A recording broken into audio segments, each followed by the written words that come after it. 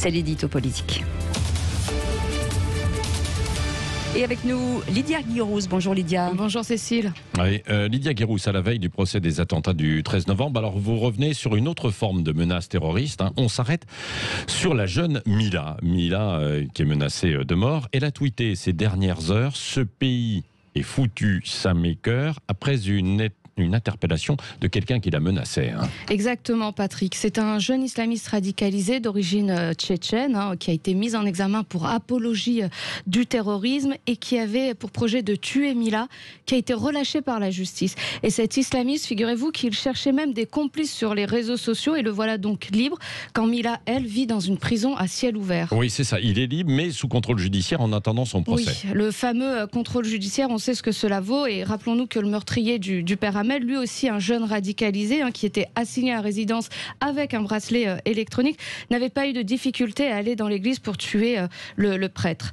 Et on enrage quand on voit que des magistrats préfèrent laisser en liberté une bombe à retardement plutôt que de protéger une jeune fille qui, elle, n'a rien fait, si ce n'est que répondre à des insultes homophobes sur un réseau social et user, même vulgairement, et ça, ce n'est pas interdit, de sa liberté d'expression. Et on enrage en voyant que cette naïveté de certains magistrats devient parfois une complicité face aux radicalisés. Oui, et qui est ce jeune Tchétchène, réfugié politique Ah, que la République est bonne fille, mon cher Patrick. Elle offre le statut de réfugié politique et elle protège ses ennemis. Cela ne vous rappelle pas un autre profil? C'est celui du meurtrier du professeur Samuel Paty, lui aussi tchétchène, lui aussi réfugié politique. La Tchétchénie, dont le président de la République avait minimisé l'assassinat, tenu des propos anti-français et accusé même Emmanuel Macron d'être le chef de file des terroristes. Vous pensez que ce jeune Tchétchène radicalisé a fait l'objet d'une expulsion vers son pays d'origine? Bien sûr que non. Et c'est grâce à ce type de décision que la victime, qui est Mila, se retrouve, elle, prisonnière, donc dans son pays, une prisonnière politique finalement.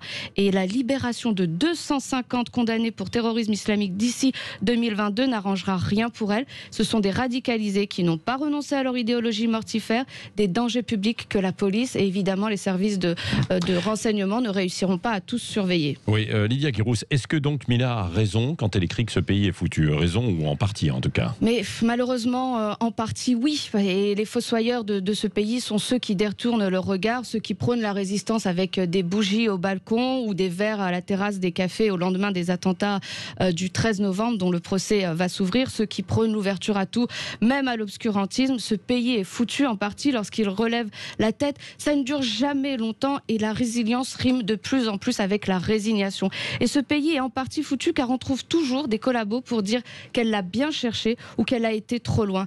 Et donc ce pays est en partie foutu. Effectivement, Mila a raison, mais je garde espoir en imaginant que des milliers d'autres Mila se lèveront.